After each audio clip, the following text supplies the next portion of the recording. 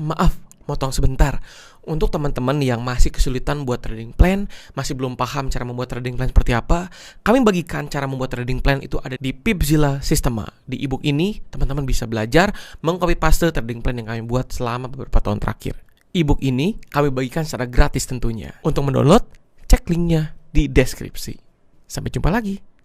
Di mana kenaikan kemarin itu sudah kita prediksi, tetapi sebenarnya kelebihannya ya kita anggap kelebihan banget ya, naiknya tinggi banget ya. Kita kemarin cuma prediksi sampai 18.43, rupanya naik hingga 18.56. Sekarang kembali ke 18.43 ya. Walaupun kita melakukan sell juga di 18.43, tapi sell-nya itu cuma 50 pips minusnya SL-nya. Dan ketika kita buy, kita dapat 100 pips. Jadi lumayan ya, masih dapat 2 kali lipatnya gitu loh.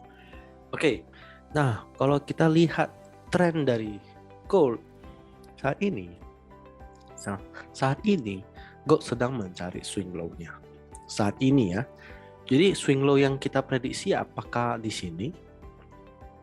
Kemungkinan besar dia akan ke EMA 200 menurut saya. Gitu ya.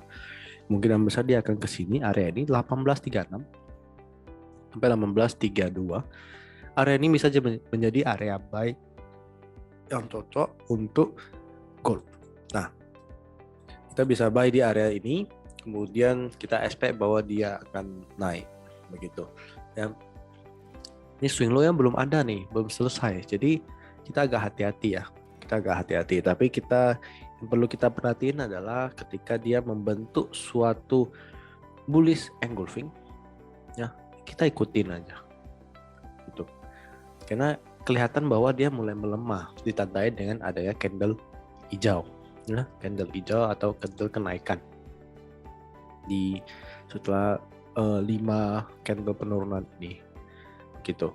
Jadi kita udah tahu dia makin lemah ya penurunannya, tetapi penurunan ini belum tentu selesai gitu loh, maka kita membutuhkan suatu konfirmasi, yaitu yang menunjukkan bahwa dia benar-benar mau naik ya. Tekanan naiknya adalah bullish engulfing, boleh marubozu boleh juga, tapi biasanya sih engulfing ya adanya ya.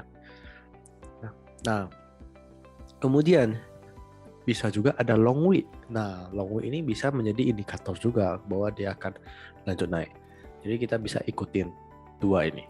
Nah, ketika dia turun sampai ke area 18.30-an, seharusnya adalah dia naik. Ya, dia naik. Karena di sini ada dua halangan. Pertama garis trend, downtrend dari yang ini. Kemudian ada MA 200 di sini. Ini bukan ya. Ini EMA nih. Kita pakai 200. Ya, kita pakai MA ya. MA 200 ya. Biasanya ya. Biasanya dia kok aneh, biasanya enggak sama, biasanya sama. Nah. Kalau MA 200 ada di sini berarti ada indikasi bahwa dia stop ya. Jadi kita ikutin aja MA 200. Memang kebetulan di sini memang ada resistance ya, tapi kemarin dijebol dengan kuat banget gitu loh ya. Nah, resistance menjadi support ya, begitu pula support bisa menjadi resistance gitu. Nah, saat ini resistance sudah menjadi support, sehingga ada kemungkinan besar bahwa dia mantul nih saat ini ya. Kenapa saya menggunakan MA 200? MA 200 itu sulit untuk dilewati dan sulit untuk dikenai gitu. Jadi memang biasanya MA 200 ini bisa menjadi support dan resistance dari suatu chart. Dan jika kita bertemu seperti ini, memang ada kalanya dia nggak berhasil ya.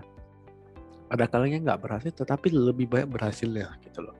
Jadi kita mau mengikuti yang lebih banyak berhasilnya, atau kadang kita melihat berpikir bahwa kadang kala memang nggak kena ya, tetapi lebih sering kenanya gitu. Jadi makanya kita ikutinnya itu sering kenanya itu MA 200 gitu ya. Jadi kita ikutin, oh EMA 200 ada di sini pas bertemu dengan support. Nah, setelah support kena, kemudian ada EMA 200, kita bisa buy di area 1840 sampai 1836 ya, sampai area ini. Nah, area ini menjadi tempat buy yang cukup bagus untuk gold. Kemudian kita lanjut ke euro.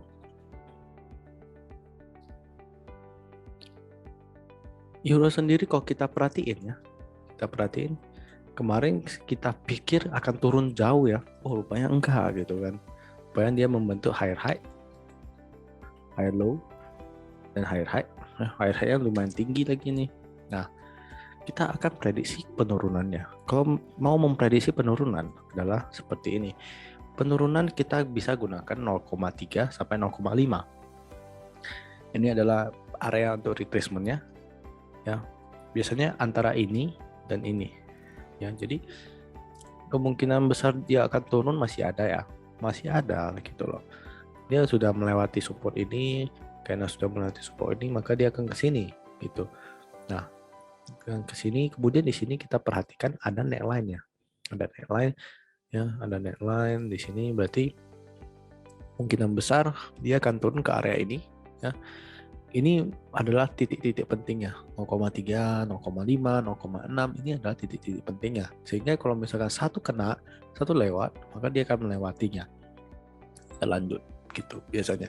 Dan biasanya nggak stop di 0,618. Nah, kalau udah selesai ya, ini mengikuti neckline yang sebelumnya ya, membuat neckline sendiri. Nah,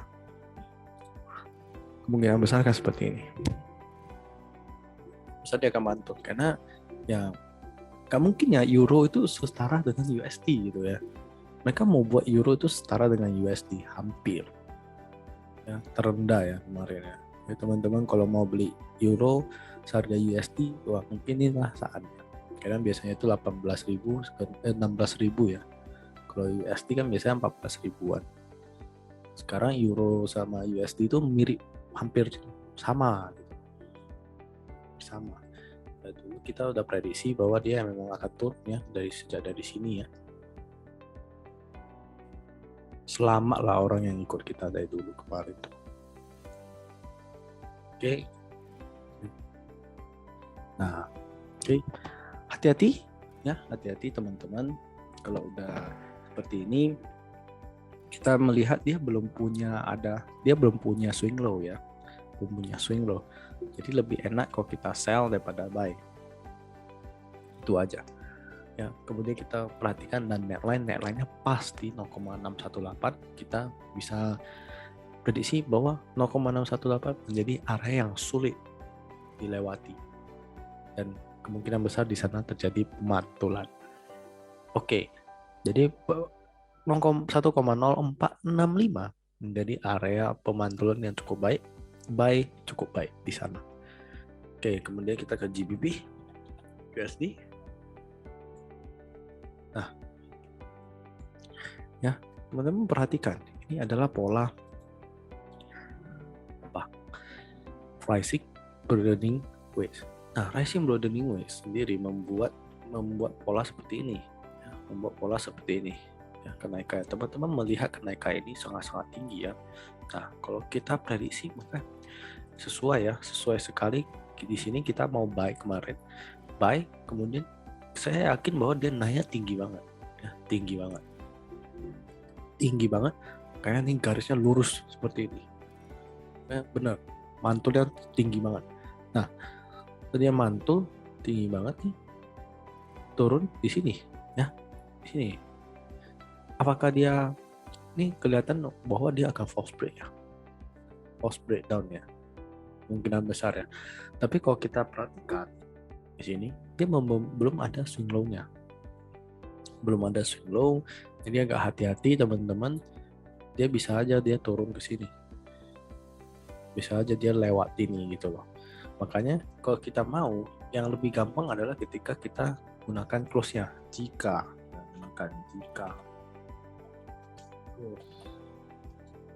bawah